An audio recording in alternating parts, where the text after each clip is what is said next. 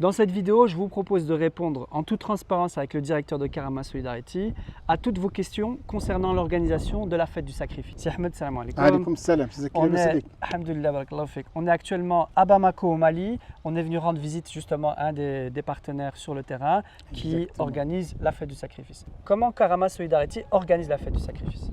Voilà. Donc, pour répondre à cette question qui est vraiment très importante, avant de passer au Mali, au siège à Bruxelles, Karama Solidarité, suite à l'historique de chaque année, donc pratiquement 30 ans d'expérience à ce niveau-là, on a donc une estimation qui est pratiquement exacte de combien on peut collecter de fonds et combien on peut exécuter de sacrifices. Par exemple, cette année-ci, donc après des estimations, on est donc à 250 bêtes qui vont être exécutées, sacrifiées ici au Mali pour qu'ils soient distribués aux bénéficiaires. Rien qu'au Mali, mais en fait, il y a 8 pays. Voilà, donc chaque pays, donc, il y a la quantité qui est déjà déterminée et qui sera donc sacrifiée pendant la période de l'Aïd. Ok, et petite question, si vous avez plus de dons ou moins de dons, comment ça se passe? Exactement. Alors, je pense que nos donateurs savent très bien comme quoi on a 3 formules de participation. Ou bien ils choisissent donc un pays bien déterminé et à ce moment-là, ils donnent donc le montant pour ce sacrifice.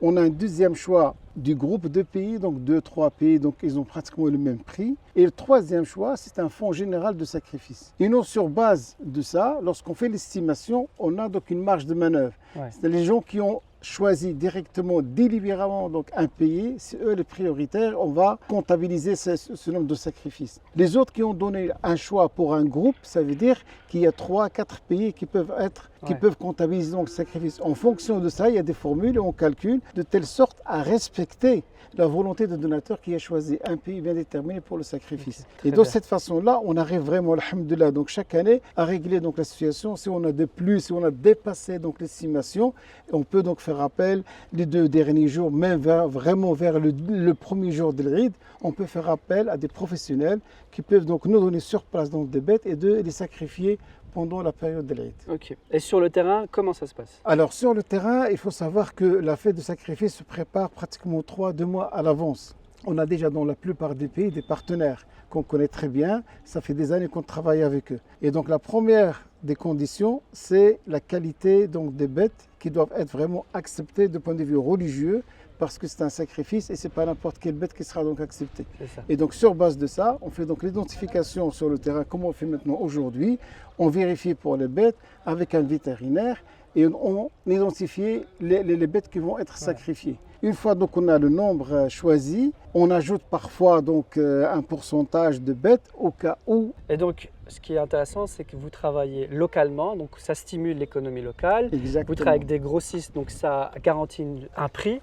Et donc, une fois on a donc le nombre commandé donc des bêtes, et il y a donc un travail qui est la période qu'on va attendre, pratiquement 1 mois, 2 mois.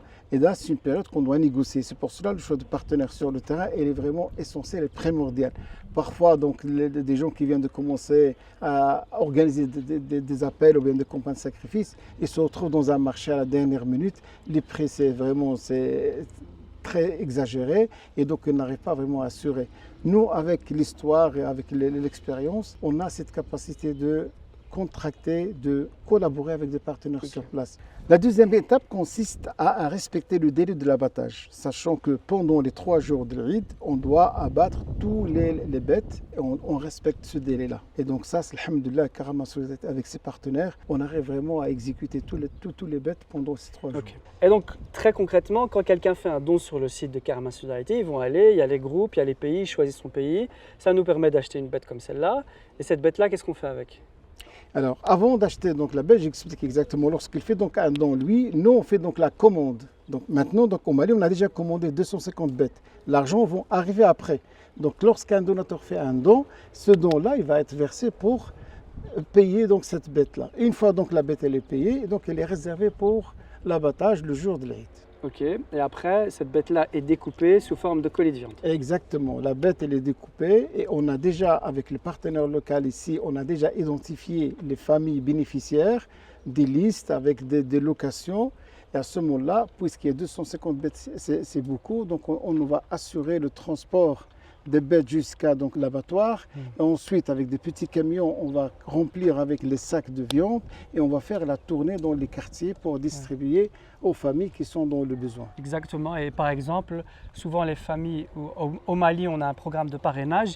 Oui. Les familles avec des orphelins parrainés, on leur donne d'office un colis de viande. Exactement. Prioritairement, donc, les familles des orphelins qui bénéficient de colis alimentaires et de colis de viande aussi. Et donc, à partir de là, on a aussi d'autres familles qui sont identifiées et qui sont dans le besoin. C'est dans ce sens-là que la précision dans l'action, elle est énorme parce qu'on ne fait pas des sacrifices et puis on cherche des gens où on va donner cette viande. C'est vraiment à l'avance. Dans tous les pays, on a déjà des listes de bénéficiaires établies au préalable. Pas de place à l'improvisation, quoi. Question très importante, on a tous vu qu'au Maroc, cette année, ce sera compliqué puisque en fait, on ne peut pas sacrifier les moutons. On a vu sur le site internet, on peut choisir quand même le Maroc pour faire un don. De quoi s'agit-il? Alors au Maroc, il faut savoir que l'interdiction, elle est destinée pour donc, les moutons.